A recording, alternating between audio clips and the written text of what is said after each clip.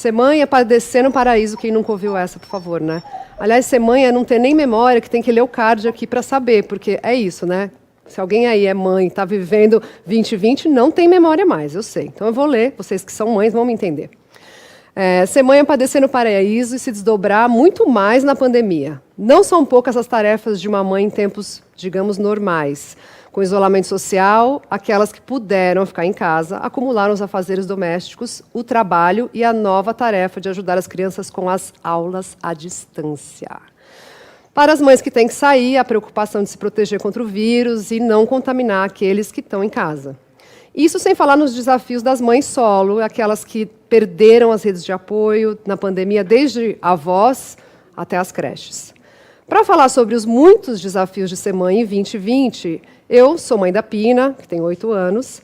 Vou conversar com a atriz Mia Mello, mãe da Nina, 11 anos, e do Antônio, 3, e que protagoniza o monólogo Mãe Fora da Caixa, com a Dé Bastos, mãe do José, de quase 2 anos, co-criadora do Criando Crianças Pretas, projeto que defende a conversa sobre racismo com crianças.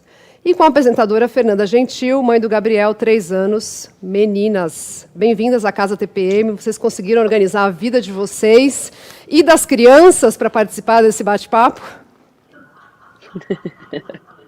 Não, dei essa gargalhada, porque pediram, por favor, se der para ficar em silêncio. Eu falei, gente, eu juro que eu vou tentar, mas daqui a pouco vai aparecer um aqui, vai puxar alguma coisa, é cachorro voando. Esse tem sido meu dia a dia, né? Eu sei, Mia, sei muito bem como é. A hora que você liga o computador para trabalhar, tudo acontece, né? E aí, Fernanda, como você está? Tudo bem? Um beijo em vocês. Antes de mais nada, obrigada aí pelo convite, principalmente pelo papo, pelo assunto, que é muito gostoso, muito natural. Acho que é um lugar que a gente se encontra em comum, muito especial. Quando você falou, você conseguiu vocês se organizarem, eu já ia te responder sim. Aí você falou, e as crianças? Não, porque não dá para organizar, né? É isso. Quando quiser, vem, quando aparece, vem, quando quiser chegar, chega. Acho que a gente vai falar isso um pouquinho mais pra frente, mas ser mãe é um eterno dançar conforme a música. E essa música agora nunca teve tão louca. Ao mesmo tempo é uma batida enlouquecida, mas também às vezes ela fica bem baixinha, daqui a pouco ela volta, daqui a pouco ela calma e não para nunca. Mas a gente vai desenvolver isso aí. Maravilha. E a Dé também chegou aqui com batonzão vermelho, maravilhosa. Não é? Fingindo que não sou mãe, estou desesperada. Já adorei que a Fernanda já está no drink também, porque eu acho que a primeira pergunta que eu tenho para fazer, que nem está aqui no meu card, é o que é que vocês estão tomando sendo mães em 2020? Um brinde a vocês, viu? Especialmente. Não é em casa, um brinde. Tô em casa, literalmente, entendeu? Um brinde aqui a nós. Gente, agora sério, vamos para a primeira pergunta. O que foi mais difícil no período de intensa convivência com os filhos e o que foi mais positivo? Tempo na tela. Valendo! Quem está mais disponível para responder essa, vocês podem ficar à vontade. Posso falar aqui, vou até... Tá um pouco escuro.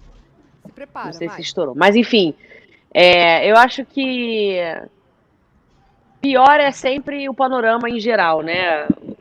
Tudo que a pandemia trouxe de tragédia, de dor, de perda, de crise, isso é sempre, com certeza, a pior parte de tudo. Acho que, felizmente, aqui, né, tá todo mundo numa situação meio confortável, nós aqui batendo esse papo, eu vou falar por mim, claro, mas imagino todo mundo aqui, nós 4, a gente não tem muito disso do que reclamar. Óbvio que a gente sente um ensino à distância, sente a falta da escola, sente, né, não sair de casa por muito tempo, mas esse lado pior, assim, meio que ficou um pouco realmente nesse panorama geral. Então, o que eu tentei trabalhar muito como mãe nesse período como sempre, com muita verdade, naturalidade. Essa é meu código meio com eles, assim, aqui em casa, né, o tempo inteiro. Então, desde o início, o Gabriel tá com 4, vai fazer 5 esse mês, o Lucas tem 12, tá passando a quarentena com o pai, né, que é o meu filho de coração mais velho, mas são momentos diferentes que eles vivem, português diferente também que a gente tem que usar, então eu tentei muito trazer isso para dentro de casa, respeitando a fase que cada um vive, Mas deixando bem claro, assim, que é muito ruim, é uma pandemia, né, em todos os sentidos para todo mundo. Os barcos são bem diferentes, mas a tempestade é a mesma. Então, acho que o pior meio que traz o melhor, assim, no sentido de é muito ruim e vamos agradecer pelo que a gente tem nesse momento, porque poderia ser muito pior para a gente, e não dormir com esse argumento, nem com esse consolo, digamos assim. Vamos tentar agir a partir disso. Então, desde o primeiro dia, a gente tem tentado botar isso para fora de casa, né? Ajudar as pessoas, e eles nunca participaram tanto comigo. Eu tenho uma associação beneficente há 7 anos já, e eles vão nas ações, mas agora é meio que na pele, assim, sabe? Consegue ver mais claramente, consegue entender melhor.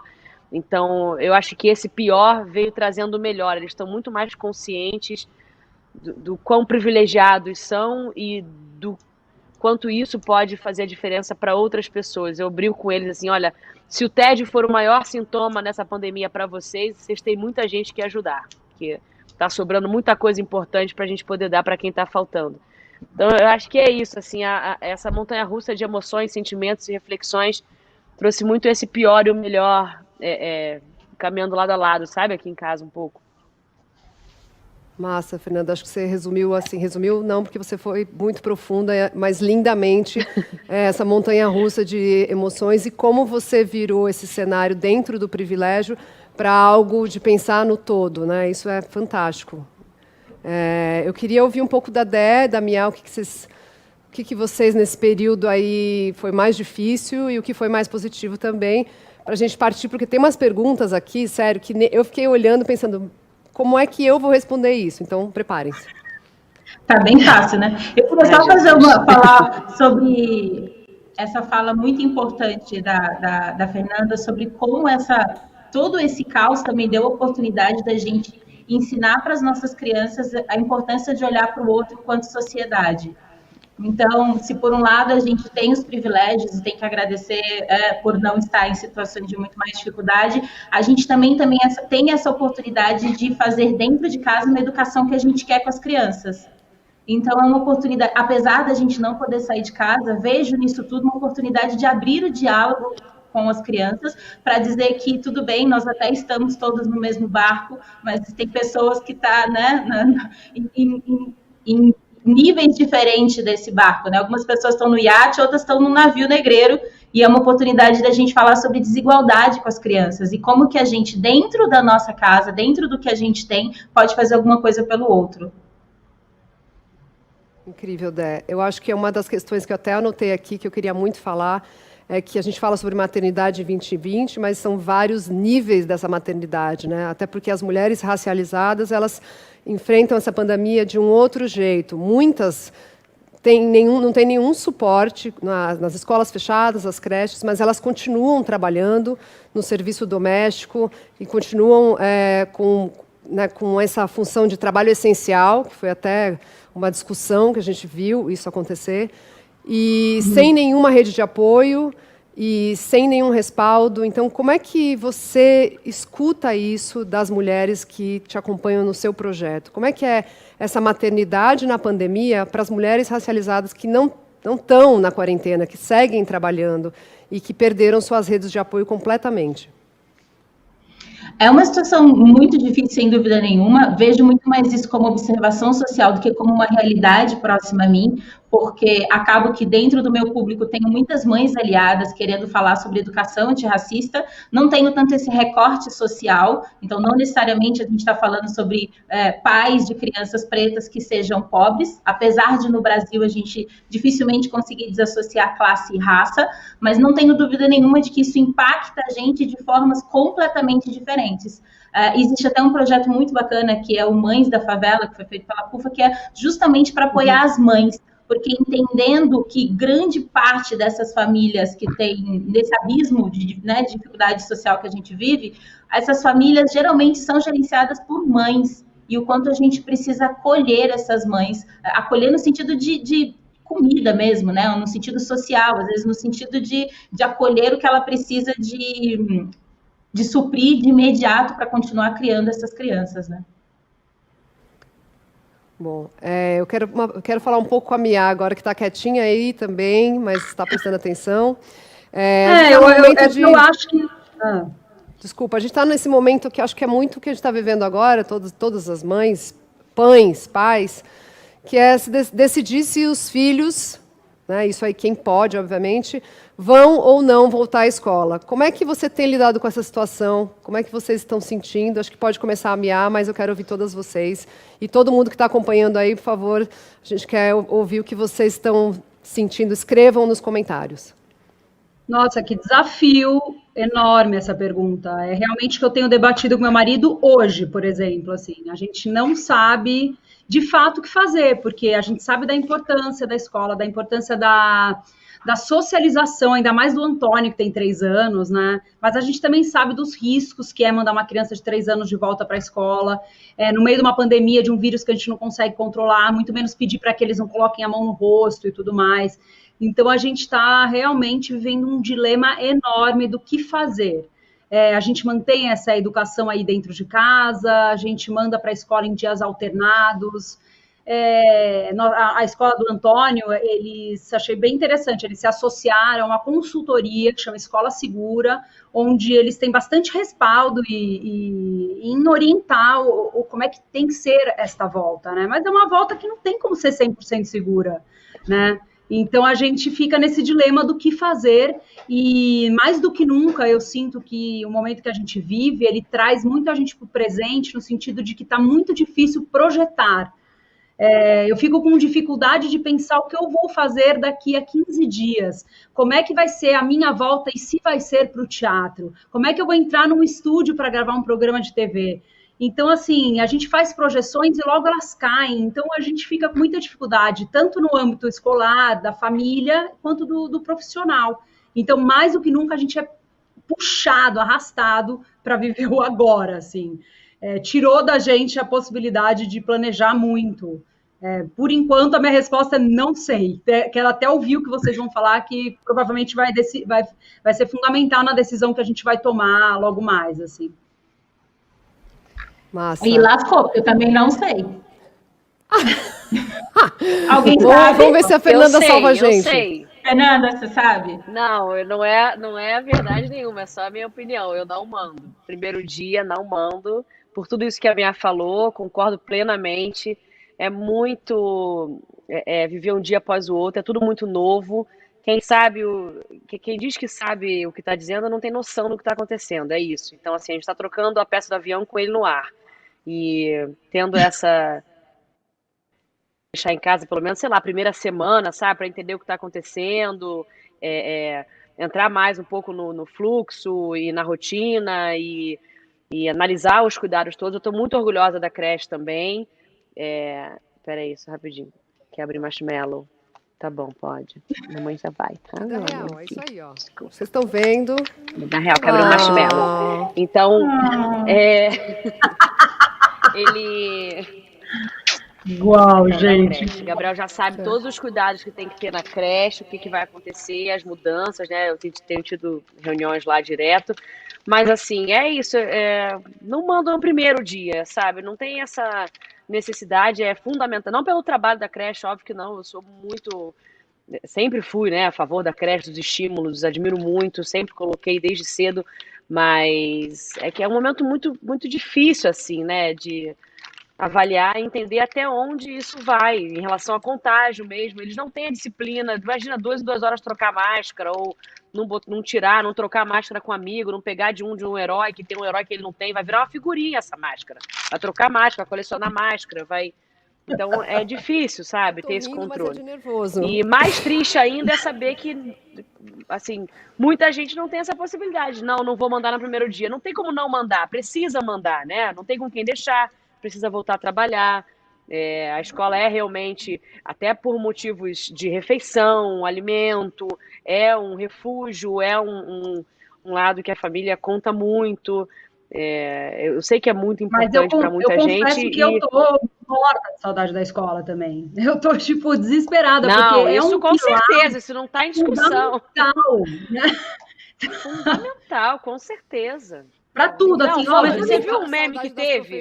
Quando começou porque isso é opinião... Ainda antes. rolou um meme, uma figurinha maravilhosa, assim, gente, beleza, tranca a escola, mas só pra eu entender, é com as crianças dentro, né?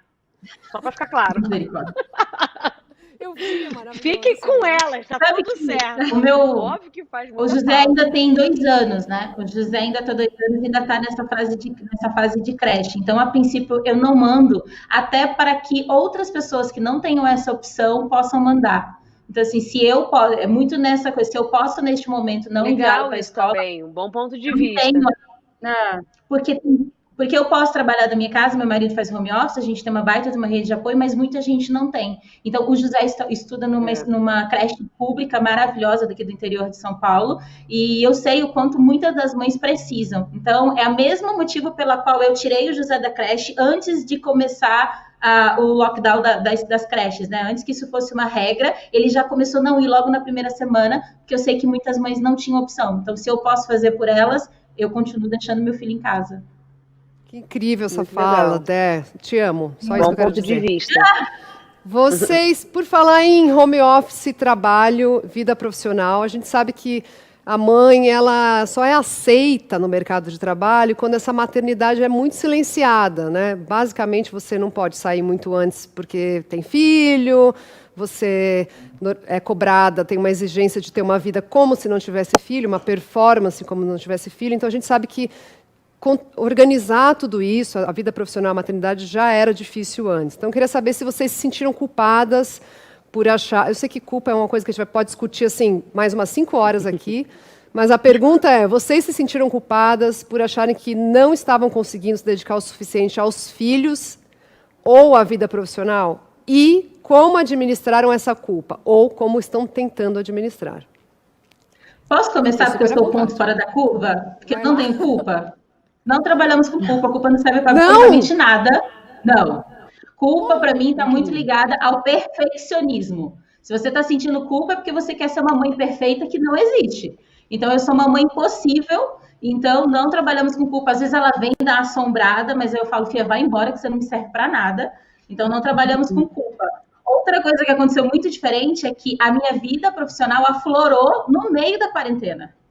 Então, não tinha muito jeito. Eu comecei a trabalhar muito, até porque eu falo de educação antirracista, e aconteceu, né, essa onda antirracista, esse fenômeno, comecei a ser muito solicitada, e aí eu precisei mais do que nunca da minha rede de apoio, e lidar mais ainda com olhar para o meu filho como indivíduo e dizer, filho, a mamãe está muito feliz trabalhando. Então, neste momento, mamãe precisa trabalhar, você fica com o papai, com a vovó, e já já a gente se encontra para ser feliz juntos.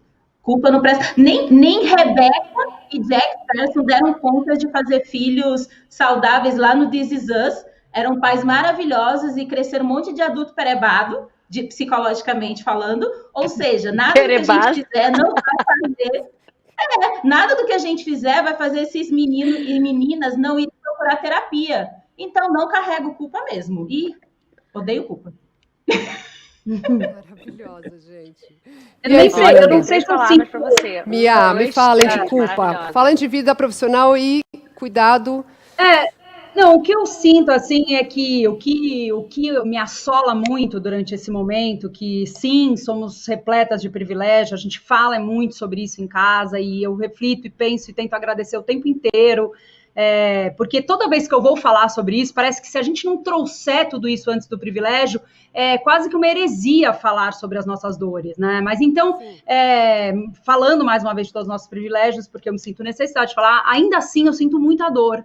Eu sinto muita dor de estar nesse período, porque eu tenho uma ligação com o meu trabalho muito intensa, onde eu mudei de profissão, eu me formei em publicidade, depois que eu fui ser atriz, eu me sinto muito privilegiada de fazer o que eu amo de verdade, e tudo isso, minha relação com o trabalho, ela é tão pulsante, tão intensa, como quase do mesmo tamanho da família. E aí eu me vejo em casa hoje em dia trancada, privada de fazer meu trabalho. Não que eu não pudesse estar fazendo, eu poderia estar sim fazendo coisas online e tudo mais, mas a minha produção ela caiu a 80%, 90%, sei lá, eu perdi a vontade de fazer tudo, eu virei dona de casa, eu passei a ter que cozinhar todo dia, eu nunca fui essa pessoa que cuidava da casa, sabe? Os primeiros dias eu lembro que eu lavei um lençol de casal e fiquei olhando para ele pensando, nossa, como é que coloca no varal isso aqui? Porque é muito grande. E aí minha amiga me ensinou, não, você dobra ele ainda molhar. Mesmo. Google. Não, lençol de elástico eu já faço assim, ó. E jogo. Mas assim, eu tô sentindo muita dor, assim, para mim até é difícil falar isso, né?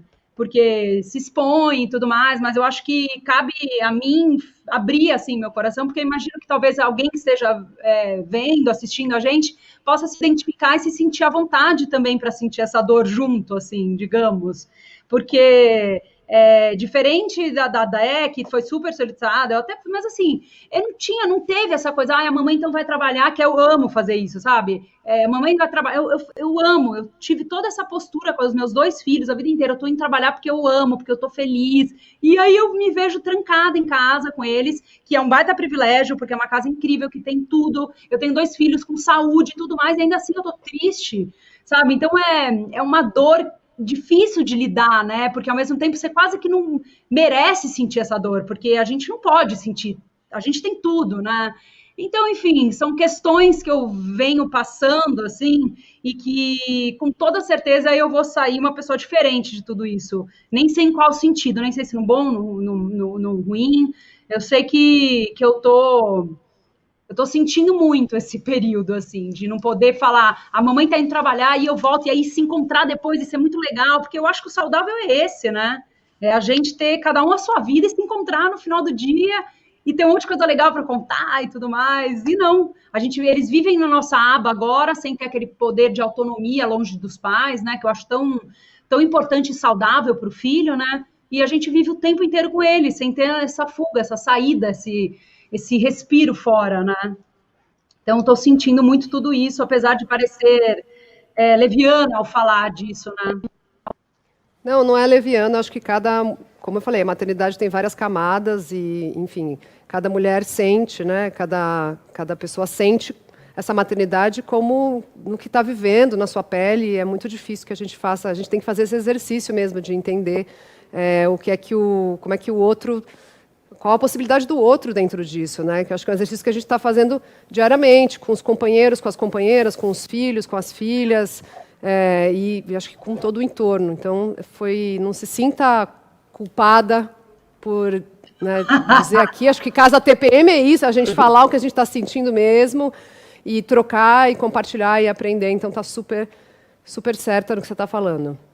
E eu acho que uma coisa que você falou que a gente não tocou até agora, eu ainda quero ouvir mais respostas sobre esse assunto da culpa, porque eu acho muito interessante, mas é o quanto as mulheres de classe média, mulheres brancas, se deram conta também, eu estou falando de mim, estou falando de você, Mia, eu acho que você vai me entender, desse trabalho da casa, que é um trabalho invisível, né? Que você começa a se dar conta que é muito trabalho, que é um trabalho, e que dá trabalho. Então, eu acho que você falou uma coisa aí que você se sentiu sem trabalho, sem o seu trabalho, mas, ao mesmo tempo, sobrecarregada de trabalho. Não sei se eu estou conseguindo resumir isso. Exatamente isso. Resumindo perfeito.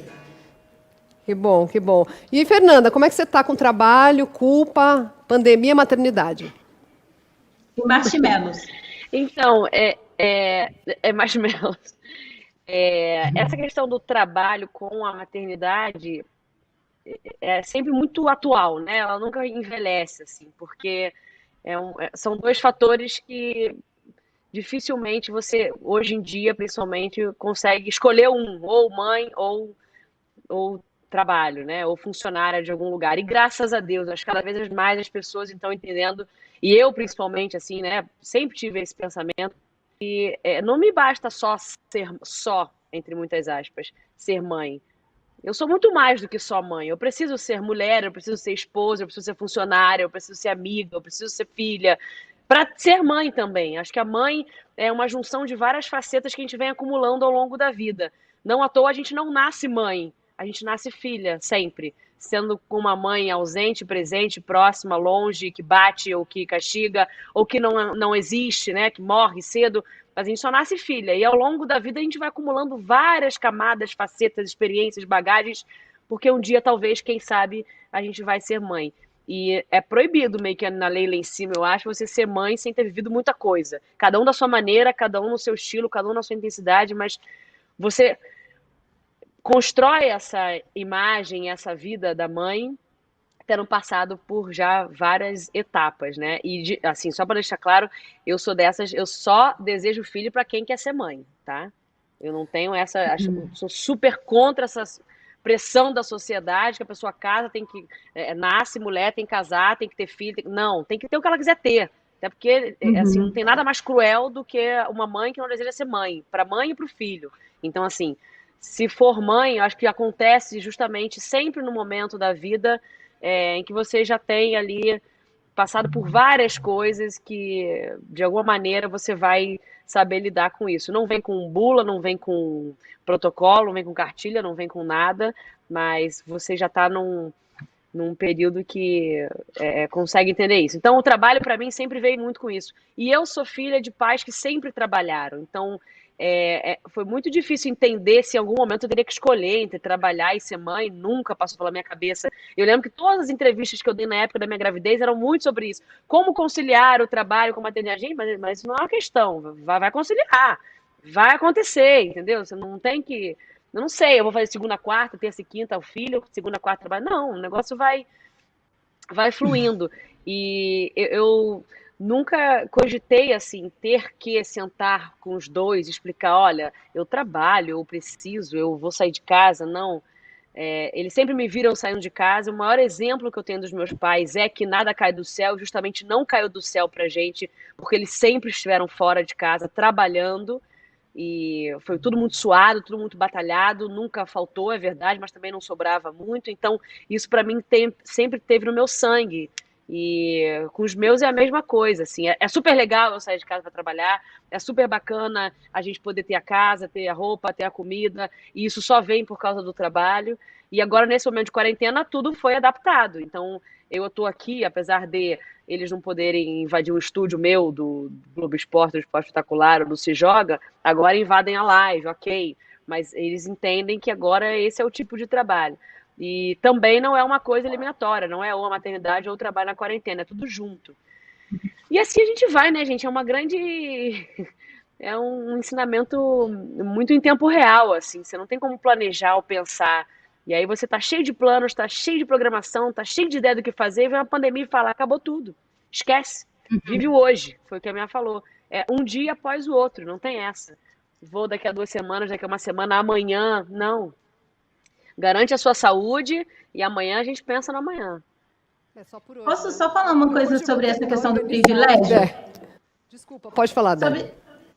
Não, é só sobre... Eu acho que a Mia fez um apontamento tão importante sobre esse medo, às vezes, que a gente tem de falar do lugar de privilegiado socialmente e de agredir, e que também faz com que a gente esconda as nossas dores.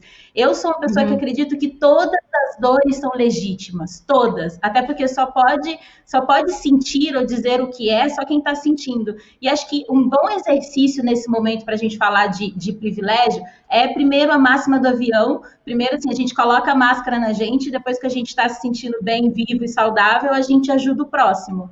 E essa conta sobre privilégio é que privilégio só é uma coisa ruim para quem não tem. Então, a gente precisa transformar essa dor do privilégio em alguma coisa pelo outro, sabe? Alguma coisa por quem não tem o privilégio. Então, é uma conta muito difícil, mas eu acho que ela começa com essa coisa linda que a Mia falou e que pode ter muita gente ouvindo e dizendo: toda dor é legítima. Num lugar, na favela, ou numa casa de luxo no Rio de Janeiro, a sua dor é legítima. Toda dor e toda delícia, porque às vezes quem tem muita dor também sente culpa de ser feliz, ou de sentir uma alegriazinha, ou de ter um momento de respiro. Então, dores e delícias são sempre com maneira muito pura, de muita... são muito legítimos mesmo, assim, permitam-se. É isso, a tempestade é a mesma, cada um tem um barco, com certeza. Tem o iate, tem o navio, tem o bote. A tempestade é a mesma, mas permita-se sentir a dor e a delícia. Gente, a gente tem tempo, né, aqui, porque, como eu falei, maternidade é um assunto tão complexo que a gente tinha que ser só um dia só para falar sobre isso. Mas eu queria usar muito a metáfora da Dé, que falou da máscara, da metáfora do avião, colocar a máscara em si para poder ajudar os outros. E aí, quais conselhos vocês dariam? O que funcionou de máscara para vocês? Nesse sentido, usando essa metáfora, quais conselhos vocês dariam para as mães que, como nós, estão vivendo a pandemia com filhos, em casa, trabalhando, home office?